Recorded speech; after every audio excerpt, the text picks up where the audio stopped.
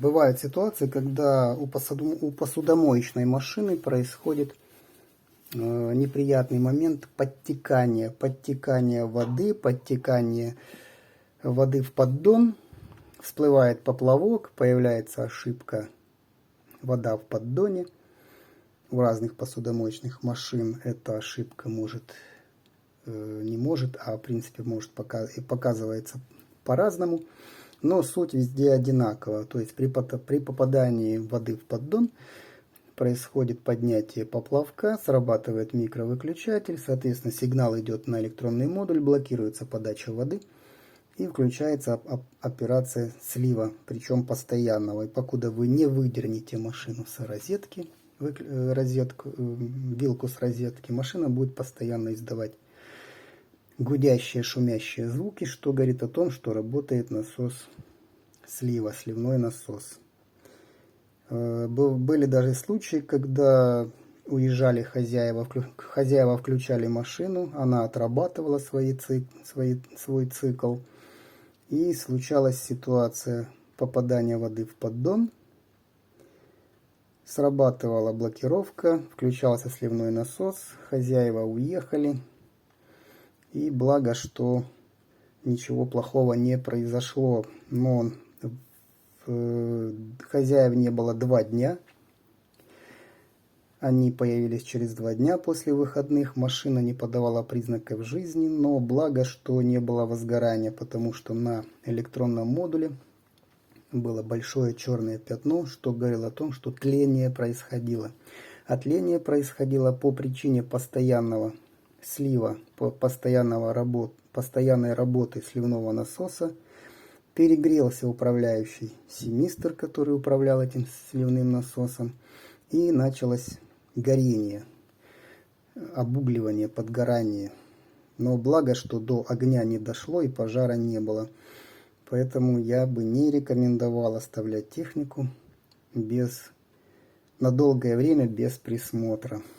Это важно, это очень важно. Но хотел бы я рассказать, почему происходит подтекание. Основной причиной подтекания является большое пенообразование. Пенообразование может происходить из-за плохого качества или же ненадлежащего качества моющего средства. Из всех моющих средств, которые я на сегодня знаю, самую меньшую пену дает финиш. Вот по качеству мойки это Finish All-in-One. Это таблетка, которая находится в специальной упаковке пленочной. Эта пленка, она растворяется, ее не нужно вынимать. Она сама по себе растворяется, пленка, и, соответственно, происходит мойка посуды. Кстати, любые финиш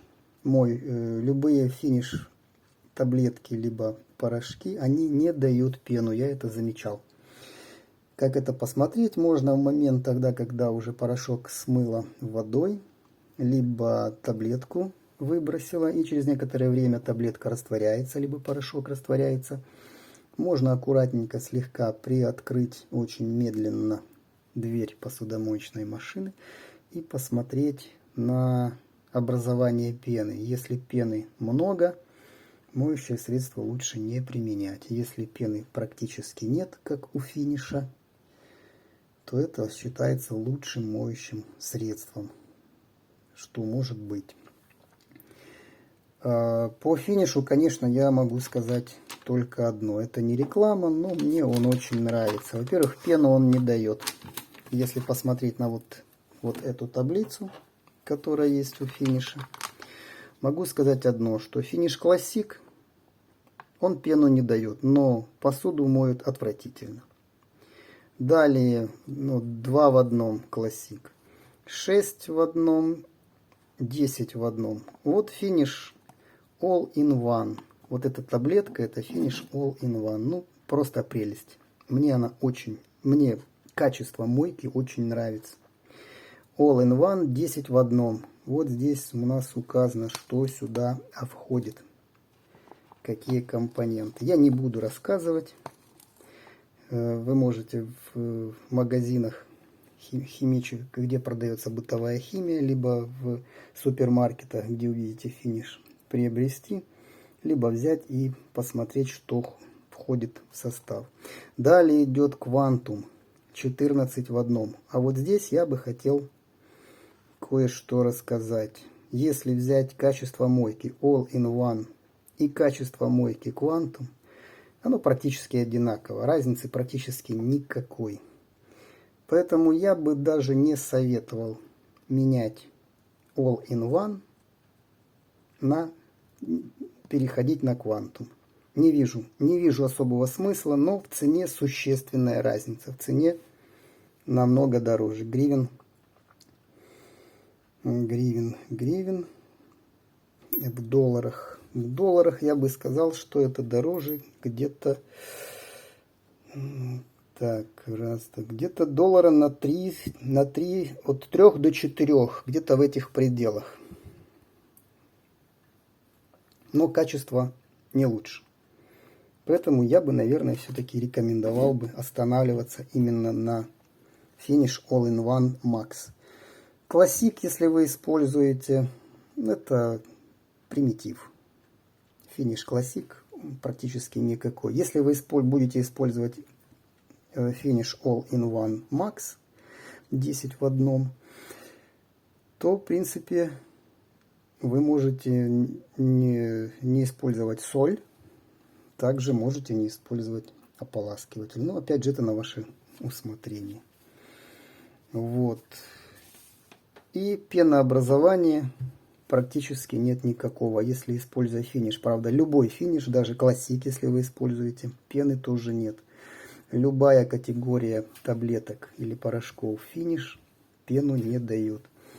Остальные многие более дешевые моющие средства, как таблеточные, так и порошкообразные, либо гелевые, дают довольно-таки приличную пену. А если пена есть, это говорит о том, что существует риск подтекания воды в поддон, либо пена будет там собираться, далее она будет превращаться в обычную воду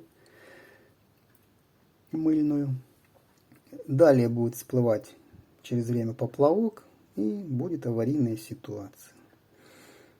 То есть любое моющее средство качественное не будет давать пенообразование. Если средство моющее некачественное, будет появляться пена. Это очень плохо.